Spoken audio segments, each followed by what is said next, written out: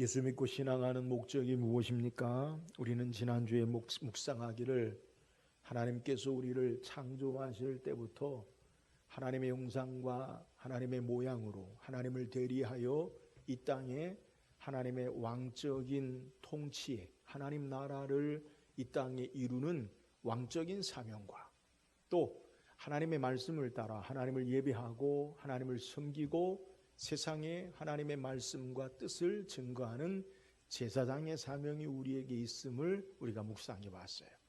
이 왕적인 사명과 제사장의 사명은 예수 안에 제사장의 사명으로, 제자의 사명으로 예수 그리스도를 믿음으로 참된 주의 모습을 닮은 자로 주의 나라를 이루고 주의 복음을 전하는 제자의 사명으로 우리의 삶을 감당해야 함을 우리가 묵상했어요.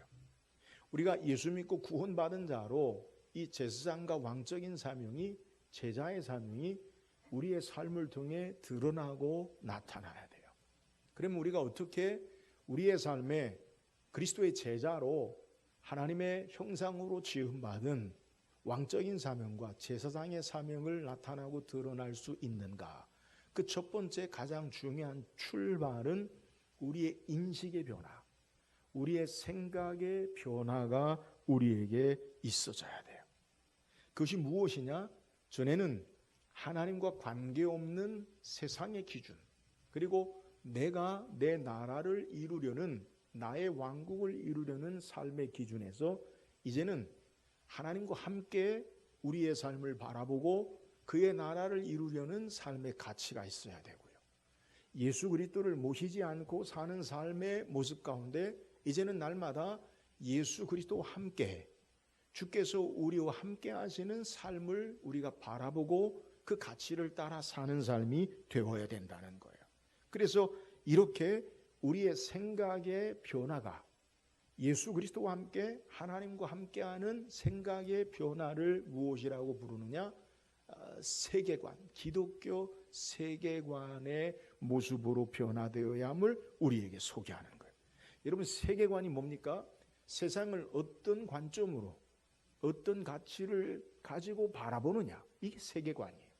그러니까 우리가 이 세상을 어떤 눈으로 바라보느냐라는 거예요. 예수 믿고 구원받은 자는 기독교 세계관을 가져야 돼요. 그러면 기독교 세계관이 뭡니까? 하나님의 창조와 그리고 인간의 타락과 하나님의 구속의 섭리를 따라 주께서 우리의 모든 삶을 다루시고 주장하심을 우리가 보는 것이고, 하나님이 모든 것의 주인 되셔서 주권을 가지시고 우리의 삶을 섭리하시고 일하시고 역사하는 것을 바라보는 것, 이것이 바로 기독교 세계관이에요.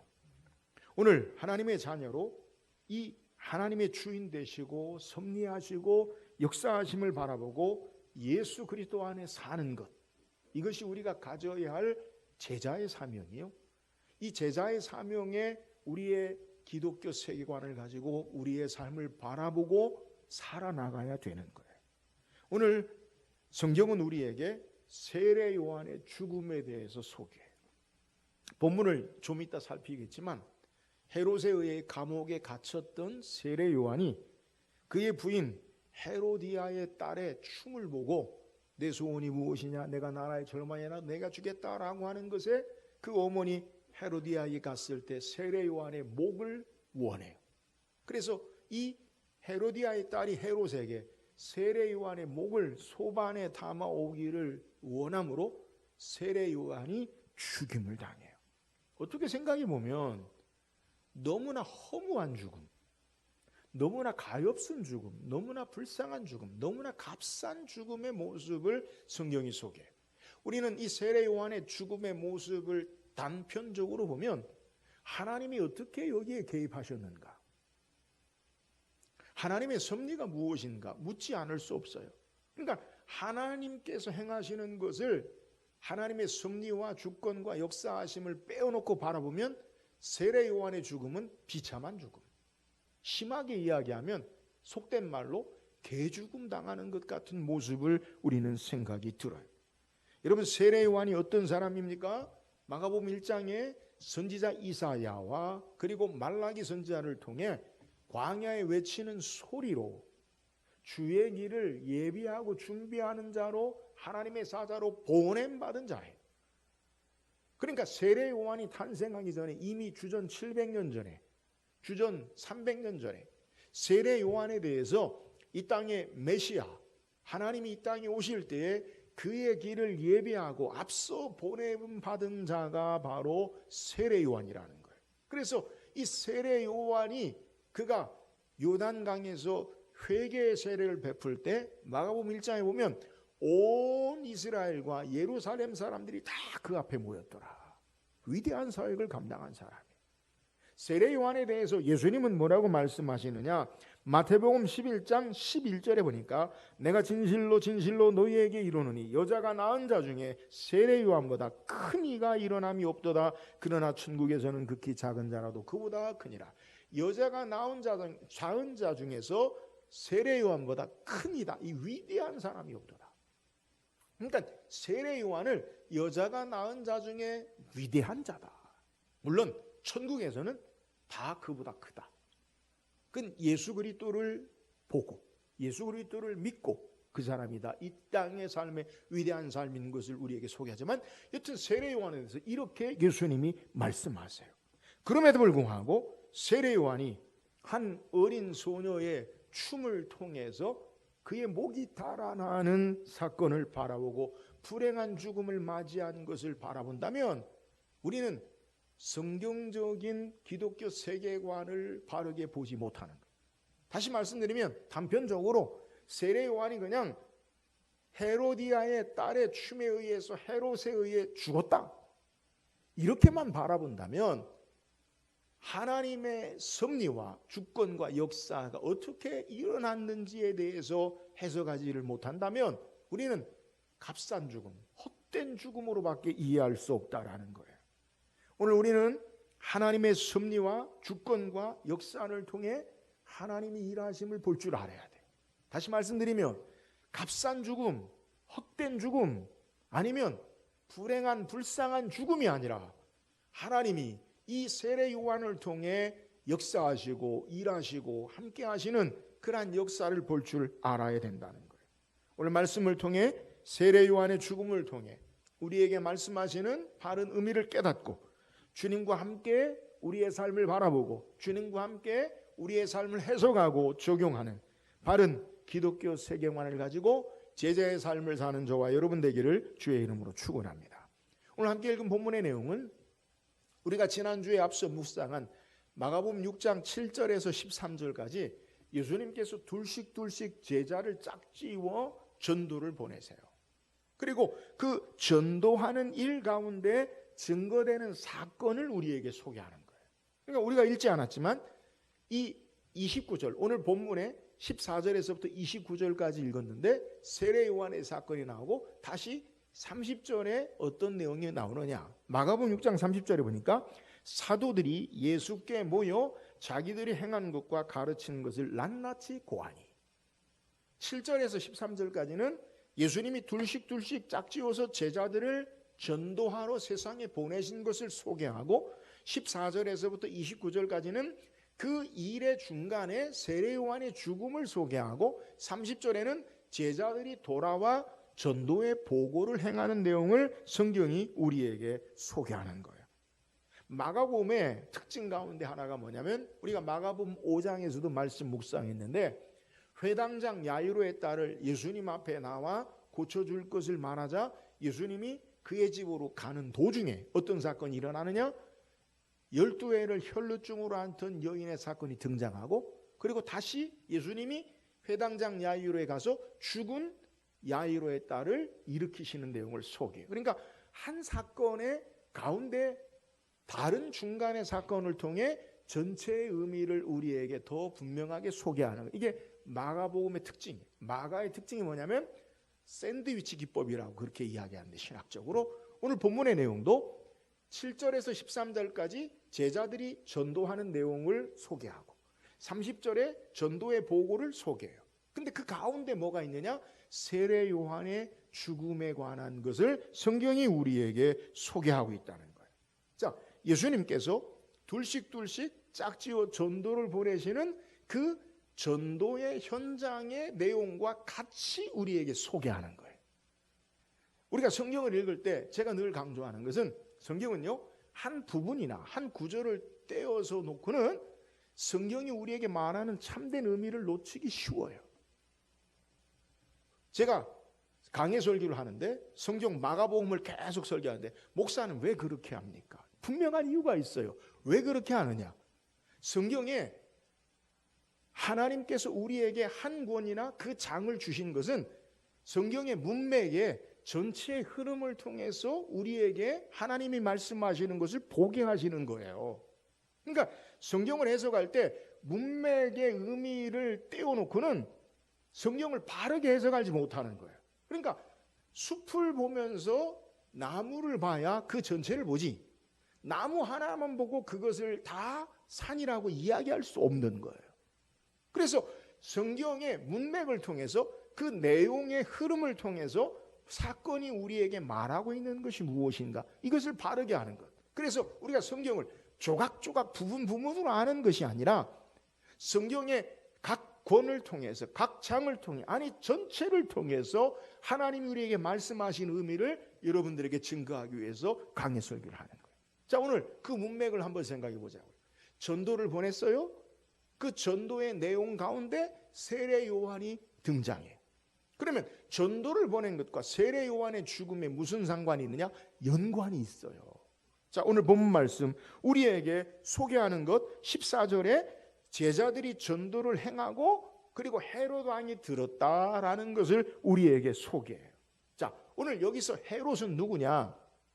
헤롯은 우리가 아는 성경에 처음 등장하는 헤롯은 누구냐? 마태복음 2장에 보면 예수님의 탄생의 즈음에 동방의 박사들이 찾아와서 경배한 헤롯. 그 헤롯이 어떻게 해요? 이스라엘의 유대인의 왕이 누구시냐? 새롭게 탄생한, 자기가 왕인데 유대 왕으로 탄생했다라고 별을 보고 찾아온 동방 박사들을 통해서 제사장들 서기관을 통해 어디냐? 베들레헴이다. 그리고 너희가 경배하면 나에게 알려달라. 뭐 하기 위해서요? 죽이기 위해서. 그래서 헤롯이 온 유대에 2살 이하의 남자아이는 다 죽이잖아요. 그 헤롯이 아니에요. 그 헤롯은 오늘 성경의 헤롯의 아버지. 그 마태복음 2장에 나오는 헤롯은 헤롯 대왕이라고 해서 유대 전체를 다스리는 로마의 황제로부터 유대 전체를 다스리도록 세워진 왕이 헤롯 대왕이에요. 근데 이 헤롯 대왕이 죽고 난 이후에 로마가 세계를 다스리니까 왕이 되려면, 어떤 통치권을 가지려면 로마의 황제에게 가서 허락을 받아야 돼요. 근데 로마 황제가 이 유대와 사마리아 지역의 헤롯 대왕을 왕으로 임명했는데 이 헤롯 대왕이 죽고 난 이후에는 어떻게 하느냐? 이 유대를 헤롯의 세 아들에게 분봉왕으로 나눠줘요. 이 분봉왕이라는 것은 영주, 그러니까 자기에 속한 땅을 다스리는 영주, 그러니까 왕은 아니에요. 근데 분봉왕이라고 그렇게 이야기해요. 그래서 헤롯 아켈레오, 헤롯의 아들인 3명에게 나눠주는데 헤롯 아켈레오는 유대와 예루살렘 남쪽 지역을 다스리게 하고, 오늘 본문에 나오는 헤롯은 누구냐? 헤롯 안티파스. 이 사람은 유대 북쪽의 갈릴리와 그리고 사마리아 지역의 근방까지, 또 헤롯 빌립은 요단 동편에 있는 땅을 다스리도록 세 관할로 아들들에게 나눠줘요. 근데 헤롯 아켈레오가 일찍 죽어요. 근데 그 땅은 다시 다른 사람 임명하지 않아요. 로마에게 귀속돼서 로마가 다스리고. 근데 북쪽에 이 헤롯 안티파스는 헤롯 빌립의 형인데, 헤롯 빌립이 로마로 갔을 때 이 헤롯 안티파스가 자기 동생의 부인을 자기 아내로 맞이해요. 그래서 자연스럽게 이혼이 돼요. 그러면 이 동생의 아내 시아주버니가 자기 동생의 부인을 취해서 결혼을 해요. 이러한 사실 가운데서 세례 요한이 이러한 불의와 불법에 대해서 헤롯에게 지적을 하는 거예요. 근데 이 부인이 누구냐? 헤롯 빌립의 부인이 누구냐? 이름이 헤로디아. 오늘 성경의 배경을 우리가 이해할 것을 제가 설명드리는 거예요. 이 헤로디아. 근데 헤로디아는 헤롯 안티파스가 아니라 다시 결혼하기 전에 이전에 헤롯 빌립, 헤롯 안티파스의 동생에게 둘이 결혼해서 딸을 낳았는데 그 딸이 오늘 성경에 등장하는 춤을 추는 소녀예요. 역사가 요세푸스는 이 딸의 이름을 살로메라고 그렇게 이야기해요. 그러니까 헤로디아는 지금 본문에 등장하는 헤롯의 딸이 아니라 자기 동생의 딸, 조카죠. 자, 오늘 본문에 헤롯이란 불법을 행하는 것, 성경의 모세율법에 형제의 아내를 취하지 마라, 분명히 하나님 말씀하시는데 이것에 대해서 헤롯 안티파스가 범죄한 것에 대해서 아무도 얘기하지 않는데 세례 요한이 그 죄를 지적해요. 당신이 어떻게 하지 못할 일을 하느냐, 불법이다, 하나님 말씀에. 그러니까 세례 요한이 어떻게 하느냐, 세례 요한을 어떻게 하느냐, 헤롯이 옥에 가둬버려요. 근데 그 세례 요한의 지적에 헤롯은 그나마 달갑게 듣고 그를 인정하는데 그의 부인이었던 새로 결혼한 헤로디아가 세례 요한을 미워해요. 그래서 세례 요한을 죽이려는 마음을 가지고 있어요. 어느 날 헤롯의 생일 잔치 때 백부장과 많은 귀인들을 모아놓고 생일 잔치를 하는데 누가 춤을 추느냐? 이 헤로디아의 딸 살로메가 춤을 춰요. 성경학자들에 의하면 이 살로메에 대해서 소개할 때 어떤 춤을 추냐? 7개의 베일의 춤을 췄다. 그래서 7개 베일이 뭐냐? 베일을 하나씩 벗는 음란한 춤이라는 거예요. 근데 그 춤을 보고 헤롯이 보고 감격해서 자기 딸이죠, 조카죠, 엄밀히 조카고 자기 딸인데 그 딸에게 말하기를 뭐라고 이야기하느냐? 내가 내게 무엇이든지 구하라. 그러면 내가 나라의 절반이라도 내게 줄 것이다. 그러니까 이 헤로디아의 딸 살로메가 그 현장에 바로 말하지 않고 빨리 자기 엄마에게 가서, 어머니에게 가서, 헤로디아에 가서 물어요. 헤롯이 나에게 무엇을 구하든지 줄 수 있다고 하는데 내가 무엇을 구합니까? 그러니까 그 헤로디아 딸 살로메가 말하기를 세례 요한의 목을 구하라. 그러니까 이 헤로디아 딸 살로메가 헤롯에 가서 세례 요한의 목을 소반에 접시에 담아오기를 원합니다. 그러니까 자기가 한 맹세한 말을 통해 또 사람들 잔치하는데 많은 귀인들 앞에 한 것을 어길 수 없어서 세례 요한의 목을 가져오라 해서 세례 요한이 죽임을 당하고요, 제자들이 그를 장례한 것을 오늘 성경이 우리에게 소개하는 거예요. 자, 오늘 성경의 사건, 어쩌면 단순히 세례 요한이 죽었다, 그리고 헛된 죽음 같다, 소위 말하는 값싼 죽음이다, 그렇게 바라보아야 하는가? 아니면 이 성경을 통해 왜 우리에게 세례 요한의 모습을 이렇게 보여주는가? 우리가 바르게 바라봐야 할 관점, 기독교 세계관을 가지고 우리가 어떻게 해석해야 하느냐, 이것을 우리에게 소개하는 거예요. 자, 그렇다면 본문을 통해서 우리가 보아야 할 그 세계관이 뭐예요? 자, 14절 한번 다시 읽읍시다. 14절 시작.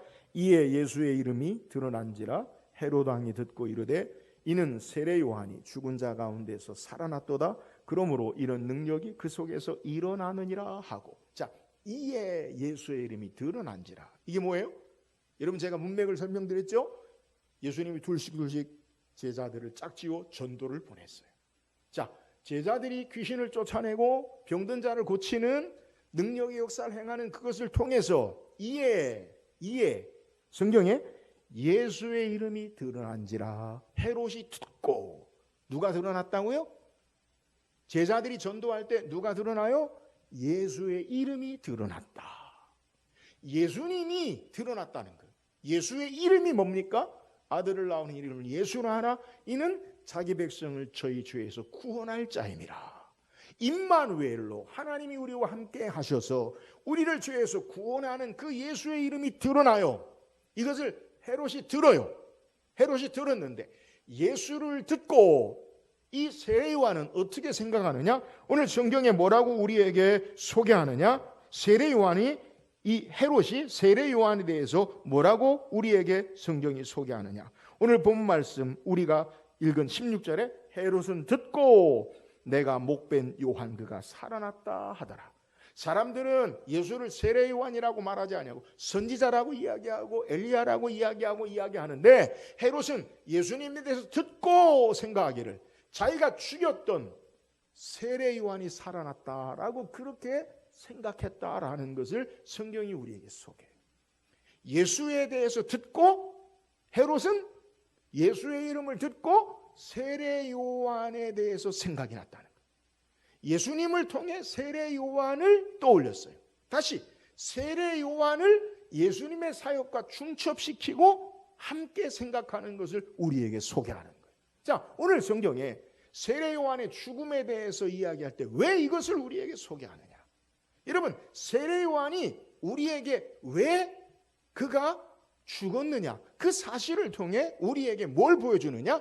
예수 그리스도의 사역을 앞서서 미리 보여주고 있는 것을 성경이 우리에게 소개하는 거예요. 자, 무슨 말씀이냐? 오늘 본문에 세례 요한은 죄가 있어서 감옥에 갇힌 게 아니에요. 세례 요한의 죄가 뭐예요? 헤롯이 불법을 행하였다. 말한 고로 감옥에 갇혔어요. 세례 요한은 죄가 없는데 감옥에 갇혔어요. 자, 세례 요한은 정당한 재판을 받고 사형으로 넘겨진 게 아니에요? 재판 받았어요? 아니에요. 살로메의 헤로디아와 살로메의 계략에 의해서 죽음에 넘겨졌어요. 그리고 장사되었어요. 여러분, 오늘 본문에 살로메, 오늘 본문에 살로메라는 이름이 나오지 않아요? 그건 역사학가 요세푸스가 이야기하는 건데 이 헤로디아의 딸에 대해서 성경이 뭐라고 우리에게 표현하고 있느냐? 오늘 본문을 보면요, 오늘 성경에 뭐라고 그 딸에 대해서 우리에게 성경이 소개하느냐? 오늘 22절에 헤로디아의 딸이 친히 들어와 춤을 추고 헤롯과 그와 함께 앉은 자들 기쁘게 앉으라. 왕이 그 소녀에게 이르되 무엇이든지 내가 원하는 것을 내게 구하라. 내게 주리라. 왕이 누구에게 말한다고요? 소녀라고 소개해요. 여러분, 소녀 성인 여자가 아니라요, 소녀예요. 이 소녀라는 말은 우리가 마가복음 5장에 12회를 회당장 야이로의 딸을 예수님이 살리실 때 소녀야 일어나라, 똑같은 말이에요. 헬라어로 우리에게 똑같은 단어를 사용하는데 코라시온이라는 말이에요. 그러니까 12살 정도 되어지는 소녀를, 그 회당장 야이로의 딸이 12살 정도 되어진 딸을 소녀라고 불렀어요. 오늘 본문에 이 헤로디아 딸도 소녀라고 하는데 성경학자들에 의하면 15세 이하의 어린 여자아이들을 코라시온, 소녀라고 부른다. 그러니까 오늘 본문에 헤로디아의 딸이 춤을 추는데 몇 살이라고요? 꽉 차야 15살이에요. 15살이면 지금 몇 학년이에요? 중학교 3학년. 근데 중학교 3학년짜리가 많은 헤롯의 생일에 사람들 앞에 춤을 춘다는 거예요. 상식적으로 이해가 됩니까? 여러분, 그 춤을 추는데 역사학자 요세푸스는 세븐 베일의 춤, 7개의 베일을 몸에 두르고 하나씩 벗어던지는 춤을 춘다는 거예요. 음란한 춤이라는 거예요. 여러분, 그 춤을 춘다는 게 이해가 돼요? 이해되지 않죠. 더 이상한 것, 그것을 바라보고 자기 조카, 자기 딸이잖아요 지금. 근데 그것을 보고요 너무 좋아서 술에 취해가지고 뭐라고 해요? 내가 내게 무엇을 원하는지 구하라. 나라의 절반이라도 내게 주리라. 이 정신 나간 거 아니에요? 그런데 그것을 다시 헤로디아에게 가서 어머니에게 이야기하죠. 내가 무엇을 구하니까. 그러니까 세례 요한의 목을 구하라. 15살 딸한테 사람을 죽인 목을 가져오라고 말하는 게 그게 정상입니까? 정상이지 않잖아요.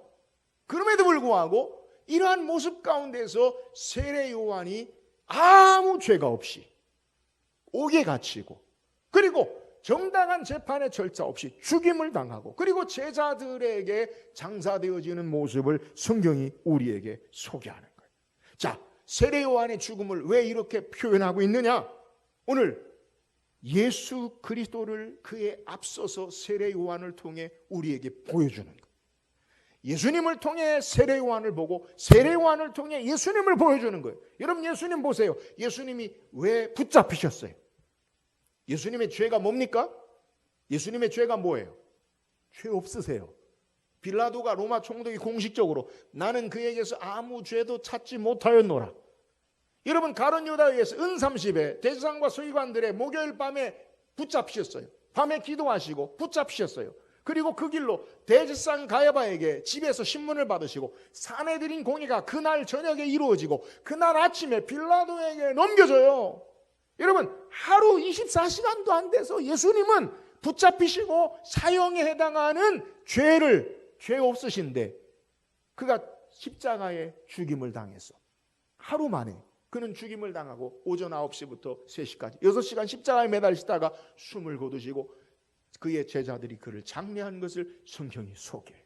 그러니까 오늘 성경은 세례 요한의 죽음을 통해서 우리에게 보여주는 게 뭐냐? 예수님이, 예수의 이름이 드러난지라 예수님의 앞으로 사역을 우리에게 소개한다는 거예요. 여러분, 세례 요한의 사명이 뭐예요? 광야에 외치는 자의 소리가 있어 주의 길을 예비하라, 주의 길을 준비하라고 보내신 자라는 거예요. 세례 요한은 그의 삶과 죽음 모두가 그를 통해 예수 그리스도에 앞서서 주의 길을 예비하는 것을 우리에게 보여주는 것을 드러내고 세례 요한을 통해 예수님이 어떻게 행하시고 역사하시는지를 우리에게 보여주고 있다는 사실을 우리에게 증거하는 거예요. 하나님의 주권과 섭리와 역사 가운데 세례 요한의 죽음은 값싼 죽은 가엾은 죽음이 아니라 그의 탄생에서 죽음까지 성경에 약속한 하나님이 말씀하신 하나님의 길을 예비하는, 주의 길을 예비하는, 주님을 드러내는 삶을 사는 것을 성경이 우리에게 소개하는 거예요. 사랑하는 여러분, 오늘 우리의 삶을 어떻게 바라보아야 합니까? 하나님의 창조와 주권과 섭리와 역사 가운데 우리의 삶을 바라볼 수 있기를 주의 이름으로 축원합니다. 세상의 화려함이나 또 세상의 영광이나 세상의 명예로운 것들만으로 우리가 신앙의 성공을 바라본다면 세례 요한은 개죽음이에요. 그러나 세례 요한을 누가 값싼 죽음이라고 이야기합니까? 그러잖아요. 그는 하나님 앞에 존귀한 자로 하나님께서 말씀하신 이루시는 사명을 온전히 드러나는 삶을 산 것을 우리에게 소개해요. 왜요? 예수 그리스도에 앞서 그의 이름을 드러난 자이기 때문에. 오늘 무엇이 우리의 삶의 참된 기준이요 바르게 보아야 할 겁니까? 예수 믿고 신앙하면서도 동일하게 세상의 가치와 기준을 따라 본다면, 세상의 성공이 성공이라고 본다면 여러분, 참된 제자, 참된 하나님의 백성으로의 우리의 삶의 가치가 아니에요. 주께서 우리에게 원하시는 참된 제자의 삶의 가치는 하나님과 더불어 하나님의 뜻을 이루고 예수 그리스도를 존귀히 되게 하시는 그 역사를 우리에게 바라보게 하시고 우리의 삶을 해석하게 하시고 그의 신앙의 삶을 따라가도록 역사하시는 거예요. 여러분, 참된 영광이 뭐예요? 세상의 영광이 아니에요. 여러분, 권력도 한 줌 흙도 되지 아니하는 인간의 타락과 인간의 모든 것이 헛된 것임을 우리는 알잖아요. 영원한 하나님 나라의 영광과 하나님이 우리에게 인정하시는 그 은혜와 생명의 참된 축복과 영생의 쉼이 가장 귀한 것임을 알고 하나님 나라의 가치를 따라 우리의 삶을 살아야 함을 우리에게 증거하는 거예요. 오늘 성경의 문맥을 통해 다시 제자들을 전도를 보내면서 세례 요한의 죽음을 보내는 게 뭐예요? 여러분, 참된 전도의 삶은 전도했을 때 제자들이 그들이 전도할 때마다 모든 사람들이 다 주님을 영접합니까? 아니에요. 거부해요. 배척해요. 여러분, 제자의 삶은 거부당하고 배척당하고 때로는 순교, 죽음에 이르기까지 당하는 삶이 제자의 삶이에요.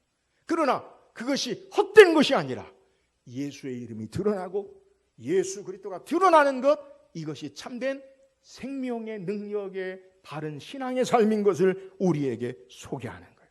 사랑하는 여러분, 참된 제자는요 세례 요한처럼 끝까지 예수 그리스도를 드러내요. 오늘 삶의 목표가 달라야 돼요. 우리는 신앙생활하면서 예수 믿는 것만 행하고 다른 것은 똑같이 세상의 기준을 따라 산다면 삶의 가치와 의미를요 실패한 자로 살 수밖에 없어요.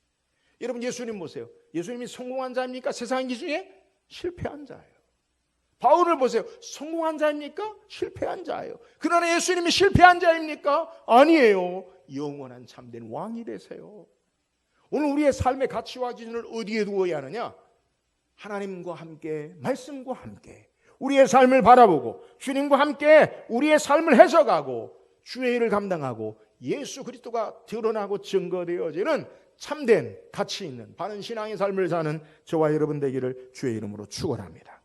또 우리가 가져야 할 신앙의 모습 가치관이 뭐예요? 20절 읽어보세요. 20절입니다. 시작. 헤롯이 요한을 의롭고 거룩한 사람으로 알고 두려워하여 보호하며 또 그의 말을 들을 때에 크게 번민을 하면서도 달갑게 들음이러라. 자, 오늘 헤롯이 요한에 대해 가지고 있는 그 마음을 성경이 자세하게 소개해요. 헤롯이 세례 요한을 옥에 가두었지만 이 세례 요한에 대해서 헤롯이 어떻게 생각하느냐? 오늘 본문에 우리가 읽으면서도 좀 이해할 수 없는 상반된 감정의 마음이 양립하고 있음을 발견할 수 있어요. 그의 마음의 상태가 어떻게 하느냐? 헤롯은 요한에 대해서 거룩하고 의로운 사람으로 알고 두려워해요. 세례 요한은 거룩하고 의로운 사람이다. 이걸 두려워해요. 또 그의 말을 듣고 그가 어떻게 여기느냐? 그래서 옥에 가두어 놓고 성경에 뭐라고 하면 보호하며 라고 소개해요. 성경 문맥을 보세요. 옥에 가두어 놓고 뭐 한다고요? 보호해요. 누가 누구를 보호해요? 보호하는 게 감옥에 가둬 놓는 겁니까? 세례 요한이 감옥에 있으면 세례 요한을 보호하는 걸까요? 자기를 보호하는 거예요. 근데 보호하며라는 것은 우리가 생각할 때는 자기 자신을 방어하는 거지만 성경의 표현으로 이야기하는 것은 감옥에 가둬 놓고 그를 보호하는 것처럼 한다는 거예요. 이해하시겠어요? 자기를 방어하는 거죠. 듣기 싫은 소리를 안 듣게 하기 위해. 그잖아요. 근데 자기가 보호하는 줄 알아요. 그리고 또 성경이 뭐라고 이야기하느냐? 오늘 이해할 수 없는 마음의 상태를 우리에게 소개하는데 또한 그의 말을 들을 때에 크게 번민을 하면서도 달갑게 들음이러라. 자, 크게 번민한다. 번민한다는 것은요, 당황스럽고 어쩔 줄 몰라 한다. 고민한다라는 거예요. 세례 요한이 하나님 말씀을 전하면 그걸 듣고 어쩔 줄 몰라 하고 당황해요. 그런데 또 뭐라고 소개하면 달갑게 들음이다. 달갑게 듣는다는 것은 기쁘게 즐겁게 듣는다. 세례 요한이 하나님 말씀을 전하면 자기 죄를 지적하면 그가 어떻게 됐느냐? 당황스러울 정도로 놀랍게 번민하고 고민하면서 말을 들어요. 또 그 말을 들으면서 기쁘고 즐겁게 들어요. 여러분, 번민하는 것과 즐거운 것이 같이 갈 수 있나요? 한번 생각해 보세요, 여러분. 내가 고민이 많은데 즐거워요? 즐겁지도 않아요. 고민이 많고 힘들면 즐겁게 보이질 않아요. 근데 이 세례 요한의 말을 듣고 헤롯의 마음의 상태가 지금 이렇다는 거예요. 여러분, 여기서 우리는 중요한 교훈을 깨달아야 돼요. 세례 요한이 하나님 말씀을 전할 때 헤롯이 어떤 마음의 자세로 그 말씀을 듣는가라는 거예요. 오늘 이 말씀은 우리가 하나님 말씀을 들을 때 어떤 마음의 자세인가라는 것을 한번 생각해 보세요. 말씀을 들을 때 때로는 우리가 두렵고 떨림으로 고민하며 당황하며 들어요. 말씀의 양심에 찔림을 주고 하나님 말씀이 우리의 신비에 새겨질 때 때로는 두려워 떨고 당황해요. 또 하나님 말씀을 들을 때 때로는 우리가 기쁨으로 하나님 말씀을 받아요. 그런데 세례 요한에 대해서 헤롯이 어떻게 했어요? 그렇게 말씀을 듣고 소반에 그의 목을 내놓는 그러한 결과로 그가 명하잖아요. 이게 뭐예요? 예수님께서 마가복음 4장에 4가지 밭의 비유를 말씀하실 때 하나님 말씀 천국복음 예수 그리스도가 선포될 때 하나는 길가에, 하나는 돌짝밭에. 돌짝밭의 특징이 뭔지 아십니까? 말씀을 받되 기쁨으로 즉시 받으나 그 뿌리가 없어서 햇빛에 말라져 곧 사그러지니라. 여러분, 우리의 하나님 말씀을 대한 신앙의 자세를 여러분 기억해야 돼요. 말씀을 받고 두려워 떠는 것으로 충분하지 않아요. 말씀을 받고 즐거운 감정으로 충분하지 않아요. 말씀이 우리의 삶의 신비에 뿌리 내리고 우리의 삶의 순종으로 행동으로 나타나지 아니하면 그 모든 것이 아무것도 아님을 깨달아야 돼요. 하나님 말씀을 받고 우리의 삶의 중심에 그리고 우리의 삶의 순종으로 나아가지 않으면 열매 맺지 못하는 이러한 어리석음의 모습을 성경이 우리에게 소개하고 있다는 거예요. 사랑하는 여러분, 오늘 하나님 말씀이 우리의 삶에 깊이 뿌리 내려서 우리의 생각이 변화되어지고 우리의 행동이 변화되어지고 말씀에 순종함으로 헤롯 같은 이중적인 성격이 아니라, 다둥이가 아니라 온전한 마음으로 하나님 말씀 앞에 신앙하고 사는 저와 여러분 되기를 주의 이름으로 축원합니다. 우리의 마음이요, 헤롯처럼 여러 마음이 있으면 안 돼요. 제가 이 말씀 묵상하면서 제가 예전에 들었던 유행가 중에 그런 가사의 내용이 있어요. 가시나무새. 내 속에 내가 너무도 많아 당신의 쉴 곳이 없네. 조화문이라는 사람이 지금 목사님이 됐는데 예수님에 대해서 쓴 거예요. 그걸. 내 속에 내가 너무도 많아. 여러분, 우리 인격적인 다둥이, 이런 모습도 있고 저런 모습도 있고 우리의 삶이 있잖아요. 그래서 예수 그리스도를 온전한 마음으로 모시고 그 말씀 앞에 순종할 수 없는 거예요. 헤롯은 그의 마음에 기쁨도 있고 두려움도 있고 자기 마음대로, 그러다 결국 자기의 마음으로 사이가 결정해버려요. 여러분, 우리 마음에 예수 그리스도를 향한 한 마음, 온전한 마음, 참된 믿음으로 신앙하는 저와 여러분 되기를 주의 이름으로 축원합니다. 또 헤롯은 왜 악한 하나님 없는 신앙의 삶을 살았느냐? 26절 보니까 26절에 왕이 근심하나 자기가 맹세한 것과 그 앉은 자들로 인하여 그를 거절할 수 없는지라 라고 성경이 소개합니다. 세례 요한을 왜 소반에 담은 순교의 핏값으로 헛된 죽음으로 내몰았느냐? 누구의 결정이냐? 헤롯의 결정이에요. 그럼 헤롯이 왜 그렇게 했느냐? 오늘 성경에 뭐라고 소개합니까? 왕이 근심하나, 고민을 해요. 고민하는 것으로 속하지 않아요. 여러분 기억하세요. 자기가 맹세한 것과, 자기가 뭐 했어요? 맹세했어요. 어떻게 맹세했어요? 생일잔치에 잔치에 빠질 수 없는 게 뭘까요? 잔치에 빠질 수 없는 게 뭘까요? 술 먹었겠죠. 성경에 술을 취했다 그런 소리 안 해도 우리가 알아요. 헤롯이 술 먹고, 죄송해요, 세속적인 표현으로 반쯤 맛이 갔어. 그러니까 분간을 못해. 헤로디아의 딸이 춤을 추는데 저게 자기 조카인지 딸인지도 분간을 못해. 그러니까 내게 무엇을 원하든지 구하라. 내가 나라의 절반이라도 주리라. 여러분, 이 표현이 뭔지 아세요? 나라의 절반이라도 주겠다는 거예요. 허풍이 허풍. 헤롯은 그런 권한이 없어요. 제가 앞에 설명드렸죠? 로마의 허락을 받아야 왕도 돼요. 로마의 허락을 받아야 그 땅 유지해요. 근데 어떻게 자기 마음대로 나라의 절반을 줘요? 할 수 있는 일이에요? 없는 거예요. 허풍이 허풍, 허세. 여러분, 헤롯만 허풍을 떨고 삽니까? 저와 여러분도, 오늘을 사는 저와 여러분도 허세의 시대, 허풍의 시대에 살고 있어요. 그게 뭐예요? 실속 없이 겉으로 보이는 과장이나 행동의 삶으로 살아요. 자신을 정확히 바르게 보지 못해요.